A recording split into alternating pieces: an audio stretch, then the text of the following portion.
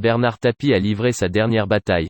Le 3 octobre 2021, le célèbre homme d'affaires s'est éteint à l'âge de 78 ans, après 3 ans de lutte contre un double cancer de l'estomac et de l'œsophage.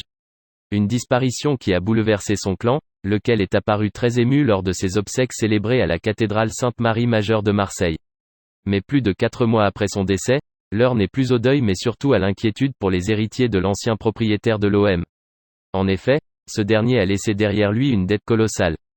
Alors que l'heure est venue pour les héritiers d'accepter ou non la succession, Dominique Tapie, la veuve de l'ancien milliardaire, est dans une situation plus que délicate. Car même en cas de refus, cette dernière, condamnée solidairement en 2015, devra rembourser la dette laissée par son défunt mari.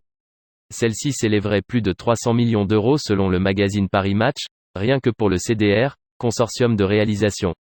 Selon les confidences d'Hervé Temim, l'avocat de Bernard Tapie, dans les colonnes de Paris Match, l'ancien propriétaire de Marseille n'avait qu'une obsession, mettre son épouse Dominique à l'abri.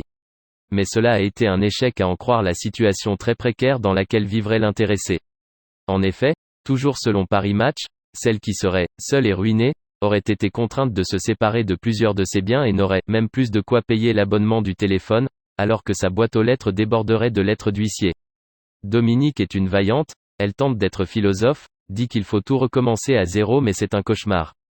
Tout est parti en fumée, déplore sa meilleure amie auprès du titre de presse. Il faut dire que la veuve de Bernard Tapie serait même contrainte de déménager d'ici la fin février. L'hôtel de Cavois rue des Saints-Pères, où résidait le clan ces derniers mois, a été vendu par son défunt mari. Une transaction qui se serait faite sans que la veuve en soit informée.